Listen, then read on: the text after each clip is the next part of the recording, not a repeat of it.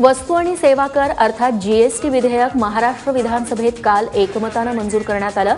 GST विधेयकावरती चर्चा करण्यासाठी 3 दिवसांचं विशेष अधिवेशन बोलावण्यात आलं होतं। शेवटच्या दिवशी या विधेयकाला एकमतानं मंजुरी देण्यात आली। जीएसटी संदर्भातील 3 विधेयकं देखील एकमतानं मंजूर करण्यात आली आहेत। 1 जुलै 2017 पासून देशात जीएसटी लागू करण्यात येणार आहे। त्यामुळे आता महाराष्ट्रात हा कायदा लागू होण्याचा मार्ग मोकळा झालाय। मोदी सरकारला 3 वर्ष पूर्ण झाल्यानंतरही लोकांवर मोदींचंच गारूड कायम असल्याचं बघायला मिळतंय।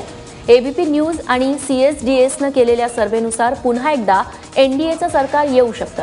1 मे ते 15 मेच्या दरम्यान हा सर्व्हे करण्यात आलाय। 19 राज्यातील 146 विधानसभा मतदारसंघात हा सर्व्हे करण्यात आलाय। यात एनडीएला पुन्हा एकदा स्पष्ट बहुमत मिळताना दिसतंय। मात्र गेल्या निवडणुकीच्या तुलनेत त्यांच्या 4 जागा कमी होतात, तर यूपीएच्या मात्र तब्बल 44 जागा वाढण्याची शक्यता आहे। इतर पक्षांची मात्र या सर्व्हेनुसार घोर निराशा होताना दिसतेय। पनवेल, भिवंडी आणि मालेगाव या तिन्ही महापालिकांच्या प्रचाराचा धुळा काल थंडावलाय। उद्या या तिन्ही महानगरपालिकांसाठी मतदान होणार असून 26 तारखेला मतमोजणी आहे। प्रचारानंतर आता पडद्यामागच्या रणनीतीला वेग आलाय। पनवेलला यंदा पहिल्यांदाच महापालिकेचा दर्जा मिळाल्यानं इथं कोण सत्ता राखतं हे पाहणं महत्त्वाचं आहे। तर तिकडे भिवंडी आणि मालेगावात देखील स्थानिक आघाड्या आणि वाटाघाटीमुळे काय होतं हे पाहणं महत्त्वाचं ठरेल।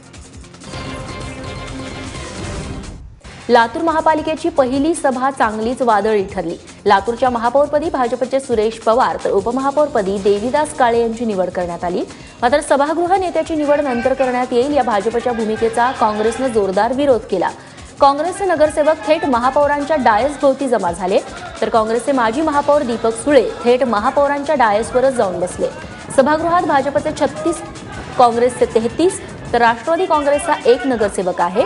केवळ 2 मतांनी महापौरपद हुकल्यानं हा संघर्ष उफाळल्याचं दिसून येतंय।